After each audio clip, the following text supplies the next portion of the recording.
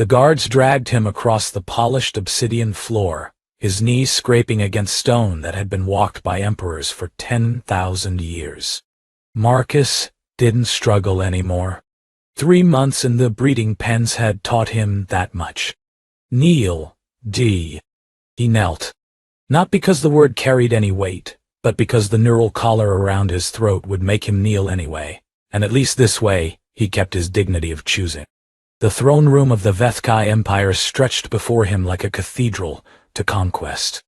Bioluminescent pillars pulsed with soft blue light, and somewhere in the shadows he could hear the whispered clicking of mandibles, courtiers, advisors, witnesses to whatever fresh humiliation awaited him. She sat on a throne of grown crystal, 7 feet of chitin and grace, her forearms folded in what he'd learned was contemplation. High Matriarch Siravex, ruler of 37 systems, commander of the fleet that had broken Earth's defense grid in 19 hours. Her compound eyes reflected him 1,000 times over. 1,000 broken humans, kneeling. This is him? Her voice was music played on bones. The one from the officer cast? Lieutenant Commander Marcus Webb, Matriarch Tarek. The advisor's voice came from his left.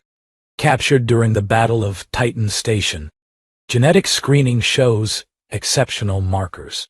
Intelligence quotient in the 99th percentile of human metrics. Physical specifications within optimal parameters. He has been prepared. Prepared.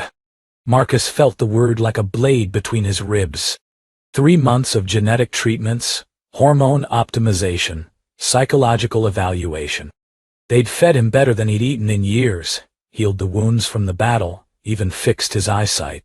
All to make him a more suitable breeding specimen. Look at me, human. He raised his eyes. Met hers. In the breeding pens, they'd beaten him for less. But something cold and small inside him refused to die, and he held her gaze until she made the clicking sound that passed for laughter among her kind. There it is, Saravex said. That defiance they warned me about. The others, she gestured vaguely, and Marcus tried not to think about what had happened to the other human males in the program. They broke too easily. But you, Lieutenant Commander Marcus Webb, you still have fire. She rose from her throne, and even knowing what she was, even hating everything she represented, Marcus couldn't help but notice the terrible elegance of her movement. The Vethkai were apex predators evolved to rule, and every line of her form announced it. My empire requires an heir, she said, descending the steps toward him. The genetic seers have determined that human DNA, properly integrated, will produce offspring of unprecedented capability. A bridge between our species. A symbol of our eternal dominion over your kind. She stopped before him, close enough that he could smell her. Ozone and something like honey. You will father this heir. It wasn't a question. In the Vethkai Empire, matriarchs did not ask. Marcus said nothing. There was nothing to say. The collar would ensure compliance, the treatments would ensure viability, and his feelings on the matter were as relevant as the feelings of any other livestock. But she was watching him with those 1,000-faceted eyes, waiting. And if I refuse? He asked, knowing the answer. You cannot refuse. She said it simply, without cruelty, as one might explain gravity to a child. But I am curious what you think refusal would look like. I could die. I could find a way. Yes. She tilted her head, mandibles clicking softly. Your species does that. We've lost 17 viable males to self-termination. It's inefficient.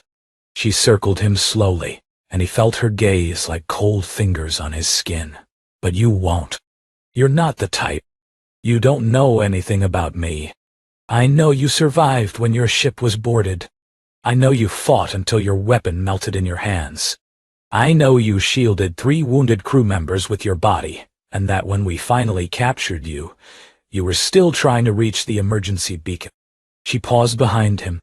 You are a survivor, Marcus Webb. You will not choose death while any possibility of life remains. He hated her for being right. Take him to the consort quarters, she ordered. He will be treated according to his new station. I will visit when my schedule permits. The guards hauled him up, but her voice stopped them at the door. One more thing, human. He didn't turn. The last 3 candidates fought this arrangement with everything they had. Sabotage, hunger, strikes. One even attempted to assassinate me. Her voice carried something that might have been amusement. They failed, and they suffered for it. But you? She paused. I wonder if you'll try something different. Something clever. The doors closed behind him, and Marcus was led through corridors of carved bone to his gilded cage. That night, lying on sheets softer than anything he'd touched since Earth, staring at a ceiling painted with conquests, he began to plan. Not escape. Not assassination. Not suicide. Something different. Something clever. The consort quarters were a prison designed by someone who had studied human psychology from the outside and gotten everything slightly wrong. There were books, but all in Vethkai script. There were windows, but they showed only the void between stars. There were servants, but they never spoke, and their compound eyes tracked his every movement. She visited on the 3rd day. You haven't eaten. Siravek stood in the doorway, 4 arms clasped behind her back. Without the throne, without the courtiers, she seemed almost smaller. The physicians are concerned. I'm not hungry. The treatments require caloric intake. You're damaging the timeline. Then use the collar. She went still. It was strange, seeing something so alien pause in consideration. Then she crossed to the window and stood looking out at the stars. Is that what you think we are? Animals that solve every problem with force? You conquered my planet in 19 hours. You put a collar on my neck and dragged me here to breathe. What would you call it? Efficiency. She turned, and the starlight caught her chitin, making her glow like a ghost. The Vethkai do not enjoy cruelty, Marcus Webb. We simply do not let sentiment interfere with necessity. Your species would have been a threat in 3 generations. We have seen it before. Better to integrate than to exterminate. How merciful. Yes, she said it without irony. It is. The Kelvrath were exterminated. The Cenari were sterilized. Your kind are merely repurposed. Your cultures preserved in archives, your populations maintained in sustainable numbers, your genetic material used to breed better conquerors. She made that clicking sound again. Laughter, he realized. She was laughing at him. You say that as if your species didn't do the same. Your empire builders, your colonizers, your genetic programs. We've studied your history. The only difference between us is scale. He wanted to argue. To defend humanity's honor, its capacity for goodness, its what? Its wars, its genocides, its own breeding programs and slavery and conquest. We were trying to be better, he said finally. Were you succeeding? The silence stretched between them. She moved to the table where the untouched food sat and examined it with apparent interest. This is all wrong, she murmured. They've given you protein preparations. Nutrient efficient, but, she paused, mandibles clicking in what he was beginning to recognize as thought. Your species has emotional attachments to food consumption. Flavor, texture, ritual. It's called enjoying a meal. Yes, that. She summoned a servant with a gesture. Remove this. Bring something from the human archive. Something with, she looked at him. What do you prefer? He stared at her. Are you asking what food I want? You need to eat. You won't eat this.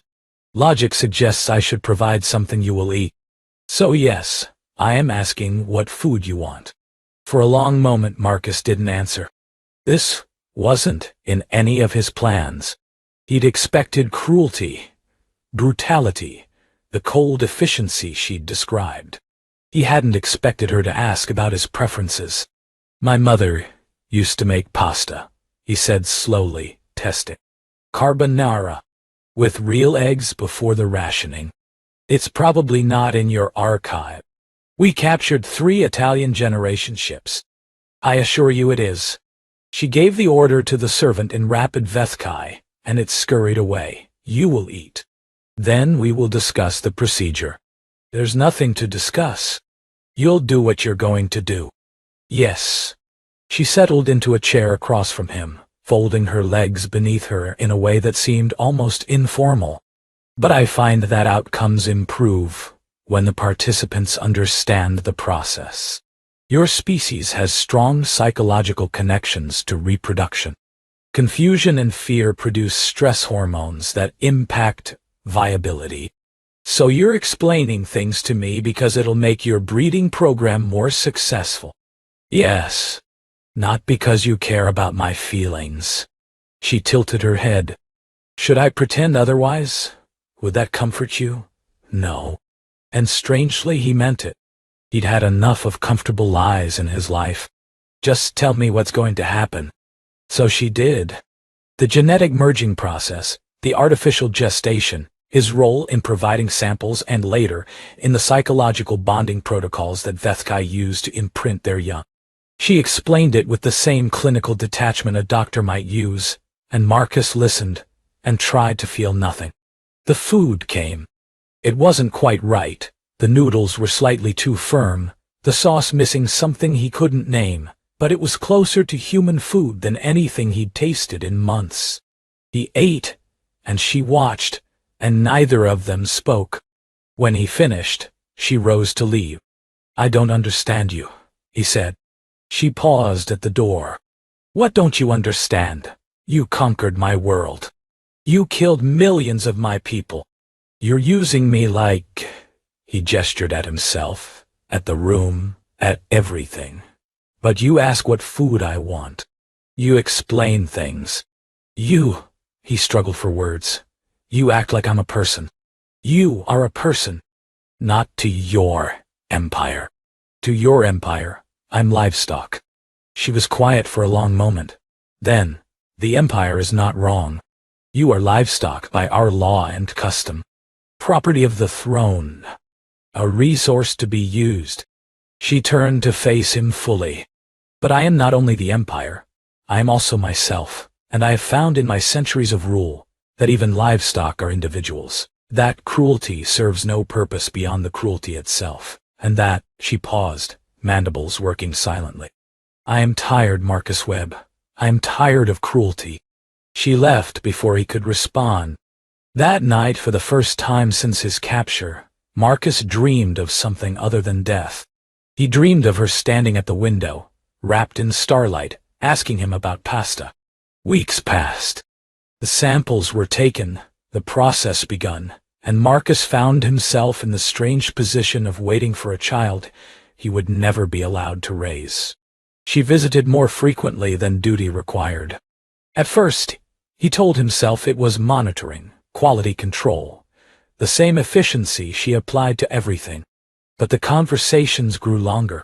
She asked about Earth, about his life before the war, about human customs and beliefs. He answered, partly because the collar made defiance exhausting and partly because he was lonely. Because she was the only one who talked to him like a person. Because somewhere in those compound eyes, he'd started to see something that looked like curiosity.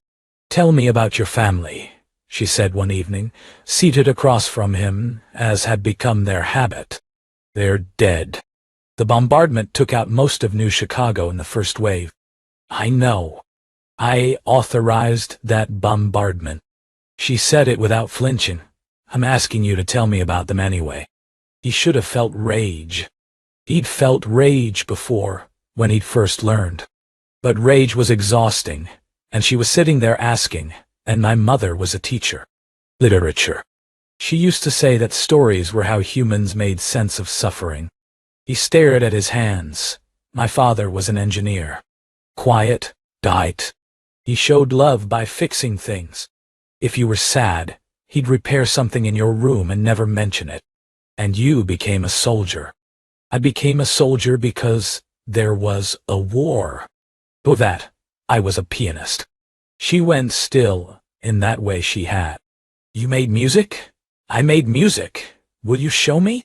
There was a piano in the archive. Of course there was. The Vethkai collected everything. They brought it to his quarters, and Marcus sat before it for a long time, just touching the keys, feeling something crack open in his chest. He played Chopin, Nocturne in E-flat major, music for a dead world, played in the heart of the empire that killed it. When he finished, his face was wet, and Cyravex was standing by the window with her back to him.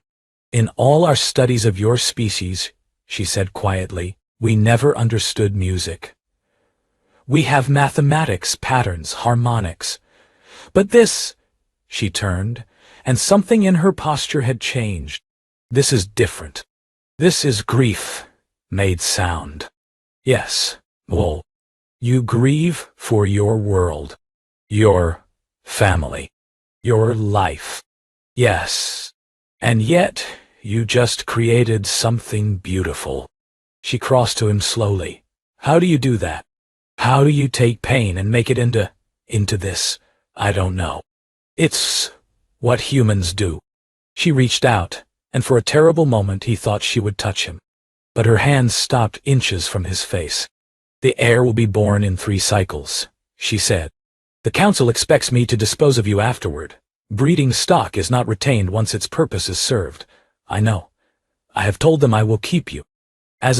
She made a sound of frustration. There is no word in your language. A personal consultant. A companion without status. A pet. Yes. She didn't look away. It is the only protection I can offer within the system. If you were anything else, they would demand your termination. So I go from livestock to pet. That's the best-case scenario. Yes. He laughed. It surprised them both. You're asking my permission. I am informing you of the situation. Permission is meaningless. I know. But you're asking anyway. She said nothing. Why? He pressed. Why do you care? I'm livestock. Property. You've said it yourself. Because... She stopped. Her mandibles clicked rapidly, a sign he'd learned meant distress. Because you played music for me. Because you told me about your father fixing things. Because you eat the pasta and sometimes you almost smile and... She turned away sharply. Because I am tired, Marcus Webb. I have ruled for 200 years. I have conquered and integrated and optimized, and I am tired. And you are the first person in decades who has made me feel anything other than tired. The room was very quiet. That's not my responsibility, he said carefully. I didn't ask to make you feel things. I didn't ask to be here at all. I know. You're still my captor. The collar is still on my neck. Your empire still holds my people in chains. I know. If you feel something, that's your problem. It doesn't make this okay. It doesn't make you good. I know. Her voice was barely audible. I am not good. I have never been good. I have only ever been necessary. He should have stayed silent. Should have let her suffer with it, the way he suffered, the way everyone she'd conquered suffered. But he thought of his father, fixing things in silence. Of his mother, saying that stories were how humans made sense of suffering. Of all the rage he'd felt, and how it had never brought anyone back, never changed anything, never done anything but burn. My mother had a saying, he said, being good isn't something you are. It's something you keep choosing. She turned back to him. You've made terrible choices. Monstrous choices. Choices that killed millions, including people I love. He met her eyes. All 1,000 of them. But you're not dead yet. Neither am I, and tomorrow you could choose differently. The system is made of choices. Every law someone wrote, every order someone followed, Every atrocity someone committed because it was efficient. Choices, all the way down. You make it sound simple. It's the hardest thing there is. That's why most people don't do it. She stood there, alien and terrible and lost, and Marcus realized with horror that he didn't hate her anymore. He should hate her. He had every right to hate her. But somewhere in the music and the pasta and the endless conversations, he'd started to see her as a person. A monstrous person. A person who had done unforgivable things. But a person nonetheless. "Play it again," she said. "Please." He played until his fingers ached, and she stood at the window crying tears she didn't know she had. The Heir was born on a day of solar storms. Marcus was there, not by right, but by Siravex's insistence, another small rebellion against tradition. He stood behind a screen of privacy, watching through the shimmer as the artificial gestation pod opened, and a creature that was neither human nor Vethkai took its first breath. She had human eyes. Blue, like his mother's. They looked up at the ceiling, at the world, at everything, with an expression of absolute wonder.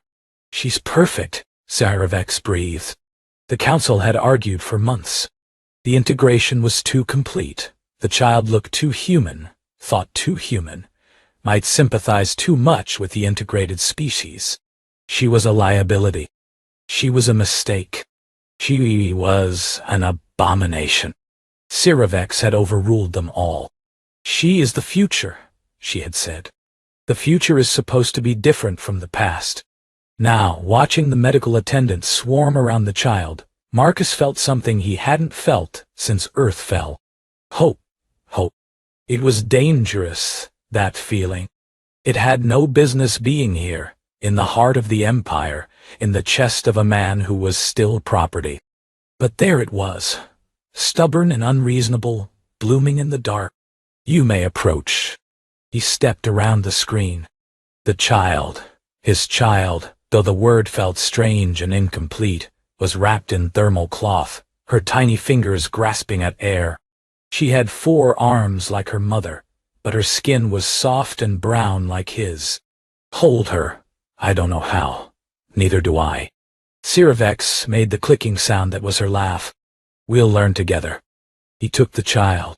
She weighed almost nothing.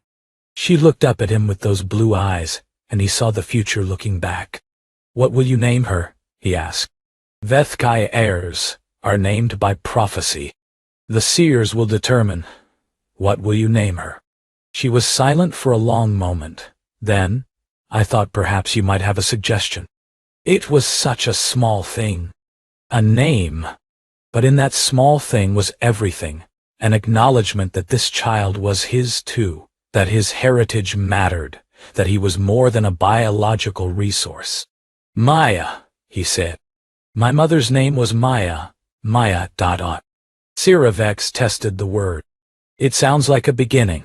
It means illusion, or compassion, depending on which tradition you follow. Illusion and compassion." Her mandibles clicked thoughtfully. "Perhaps you'll need both." The years that followed were complicated. Marcus remained officially a consort, property of the throne. The collar stayed on his neck, though the control functions were quietly disabled. When he walked through the palace, guards still watched him. When he spoke in council, which Siravex increasingly asked him to do, half the advisors refused to acknowledge his words. But Maya grew. She learned to walk in the low gravity of the palace and to run in the higher gravity of the training grounds. She learned Vethkai history from tutors and human history from Marcus. She learned to fight and to reason and to question. That last one got her in trouble. "Father," she asked at age 7, "why do we keep slaves?" He was playing piano, Debussy this time, the slow movement of Clair de Lune. He didn't stop. "What makes you ask? I met a human girl in the servant quarters. She's my age. She said her parents were integrated from Earth. She said her grandmother remembered the sky being blue." Maya climbed onto the bench beside him. She cried when she said it. Why do we make people cry? It's a complicated question. Mother says that when I say complicated, she means she doesn't want to answer. He did stop playing then. She was looking at him with those blue eyes, his mother's eyes, in an alien face, waiting for the truth. Your mother rules an empire, he said carefully. That empire was built on conquest, on taking what others had, he searched for words a child might understand, on deciding that some people were less important than others. But that's wrong. Yes. So why don't we stop? Because stopping is hard. Because the people who benefit from the system don't want to change it. Because even your mother, who is the most powerful person in 37 systems, can't just decide to make things different. Why not? Because power doesn't work that way. If she freed all the slaves tomorrow, the council would overthrow her. The military would rebel. The empire would collapse into war, and millions more would die. He put his hand over hers. Sometimes the best you can do is make things a little better, a little at a time, and hope the future is kinder than the past. That's sad. Yes, I don't want to be sad. She looked at the piano keys. Will you teach me to play? Mother says humans make beautiful things out of sadness. Maybe I can learn. He taught her. And in the music, in the space between notes, something grew. On the 10th anniversary of Maya's birth, Cyravex called Marcus to her private chambers. They were different now, these meetings. She sat, not on a throne but on a simple chair, and he sat across from her, and the space between them was full of a decade of conversations. She had removed her formal regalia. Without the crown of office, she looked almost fragile. I have made a decision, she said. Another one. Do not mock. This one cost me. She reached into her robes and withdrew a small device. Do you know what this is? He did. He'd worn one for 10 years. A collar control key, yes. She set it on the table between them. The system requires collars on all integrated humans. It does not specify that the collars must be active. She pushed the key toward him. I cannot free you. Not legally, not publicly. But I can do this. He didn't touch it. Why now? Because Maya asked me yesterday why her father wears a slave collar. Because I had no answer that didn't make me a monster in her eyes. She looked away. Because you were right. About choices, about what we are being, what we decide to be. And I am tired of deciding to be someone my daughter is ashamed of. She's not ashamed of you. She will be. When she's old enough to understand what I've done. What I am. Her voice cracked. I cannot undo the bombardments. I cannot resurrect New Chicago. I cannot give you back your world or your family or any of the things I took. But I can give you this. A key that says you are not property, even if the system still calls you one. He picked up the key. It was warm from her hands. You know this doesn't fix anything. I know. You're still a conqueror. Still an oppressor. Still the person who killed everyone I loved. I know. And I still... He stopped, started again. I still don't hate you anymore.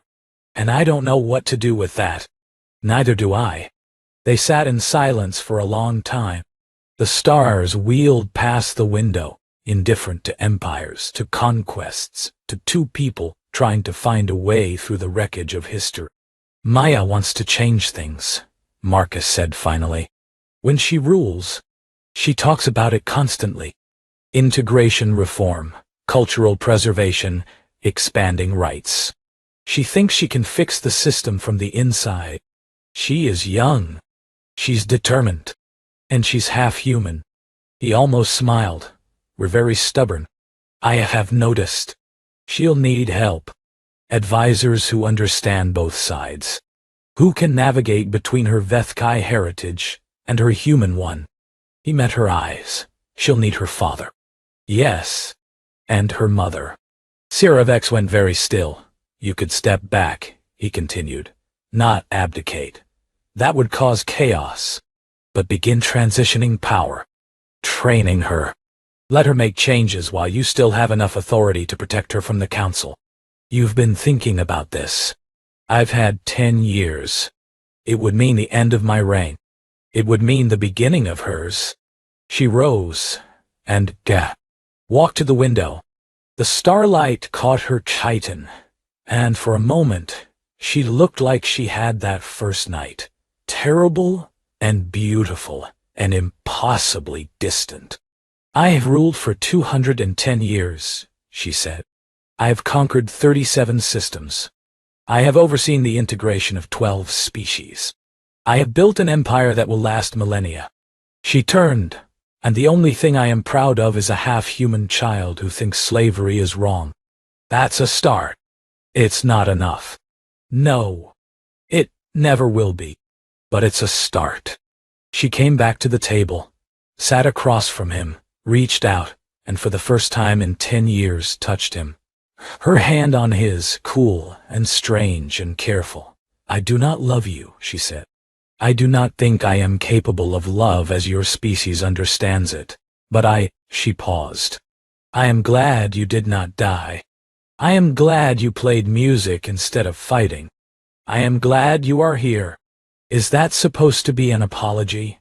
It is supposed to be the truth. He looked at her hand on his, at the key lying between them, at the window full of stars. I don't forgive you, he said. I can't. Too many dead, too much lost. I don't think forgiveness is even the right word for something like this. I know, but I'm here. I'm alive. Our daughter is going to try to build something better. He turned his hand over, let their fingers interlock, and I think that's what my mother meant.